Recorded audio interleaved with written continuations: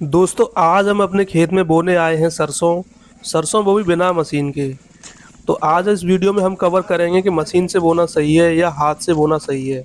इसके अलावा हम आपको ये भी बताएंगे कि खेत में पहले परेवट यानी पानी लगा के सरसों बोना सही है या बिना पानी के सरसों बोना सही है। तो आइए शुरू करते हैं।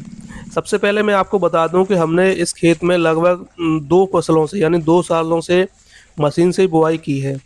तो इसमें होता ये है कि अक्सर मशीन से बोने पर सरसों की फसल वो होती है, वो घनी हो जाती है और जब पेड़ बड़ा होता है तो फैलाव नहीं हो पाता, जिसकी वजह से उसमें कम बालियाँ निकलती हैं और पेड़ छोटा रह जाता है और उसकी वजह से सरसों की पैदावार कम होती है। वहीं अगर हम बुर्रा यानी हाथ से फेंकने की बात करें तो इसमें होता ये है कि अगर आप सही तरीके से दाना फेंकते हो तो इसमें ये कम चांस होते हैं कि आपकी सरसों कम घनी होगी। लेकिन फेंकने वाला थोड़ा एक्सपर्ट होना चाहिए, ऐसा नहीं हो कि वो एक ही जगह ज़्यादा डाल दे या किसी जगह पर कम सरसों फेंक दे। अगर ज़्यादा फेंक देगा सरसों तो वहाँ पर डेफिनेटली जो पैदावार होगी और पेड़ घना हो जाएंगे और उससे कम ही होगी पैदावार। वहीं अगर ऐसा भी नहीं होना चाहिए कि किसी जगह पर उसने फेंकी नहीं तो वहाँ पर बिल्कुल उपज भी नहीं होगी। तो सबसे बड़ी बात यह है कि बुर्रा फेंकने से लाभ ये होता है कि एक तो क्विक हो जाता है यानी जल्दी हो जाती है, इसमें कोई खर्चा नहीं आता। क्योंकि अगर आप मशीन लेके आओगे तो मशीन के पैसे लेगा वो बोने के। वहीं अगर आप हाथ से फेंकते हो तो इसका कोई पैसा नहीं देना होता, सिर्फ आपको मेहनत लगती है और ये मेहनत हालांकि इतनी बड़ी कोई ज़्यादा खास मेहनत नहीं है। दूसरी बात यह है कि अगर आप मशीन से बोते हो तो इस बात की गारंटी होती है कि आपके दाने निकलने के लगभग 90% चांस होते हैं।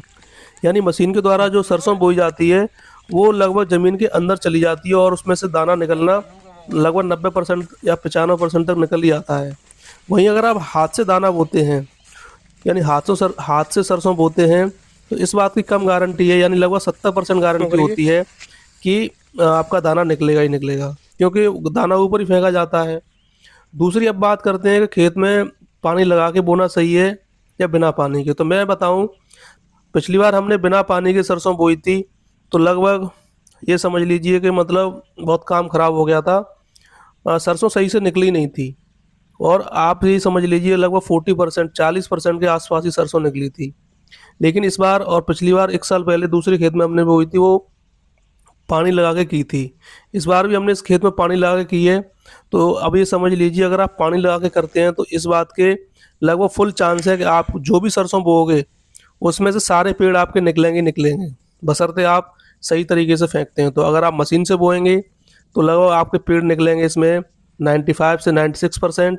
अगर आप बुर्रा यानी हाथ से बोएंगे तो आपके पेड़ निकलेंगे लगभग 85% के आसपास। यानी अगर आप, तो कहने का मतलब ये है कि अगर आप सरसों की खेती करते हो और आपका मौसम थोड़ा सूखा है तो मेरी राय ये है कि आप पहले खेत में पानी लगाएं यानी जिसे परेवट कहते हैं, उसके बाद ही सरसों बोएं, उसका बढ़िया रिजल्ट निकल के आता है।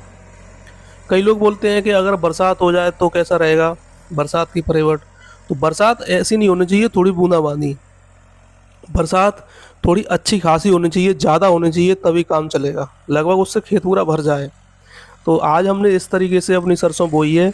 इस सरसों में बोने पर हमने देखा है कि अगर आज जिस तरीके से हमने बुर्रा फेंकी है, और बुर्रा फेंकने से एक तो क्या है कि पैसे की बचत होती है, मशीन कम लगानी पड़ती है। दूसरा, कम चांस होते हैं कि सरसों घनी होगी। और मैं आपको बता दूं कि अगर आप बिना पानी लगाए करते हैं उसकी जोत यानी सरसों बोते हैं तो आप मान के चलिए जो आप सरसों बोएंगे तो आप उसमें 50-50 चांस रहते हैं, या तो आपकी सरसों निकल आएगी और अगर आपका लक अच्छा है तो आपको सही तरीके से पैदावार मिल जाएगी। अगर नहीं निकली तो आपका बीज भी मारा जाएगा और आपकी जो लागत लगेगी वो भी नहीं निकलेगी, वो भी मारी जाएगी। मेरा सुझाव यही है कि जब भी आप सरसों बोएं तो खेत में पहले पानी लगा के ही सरसों बोएं।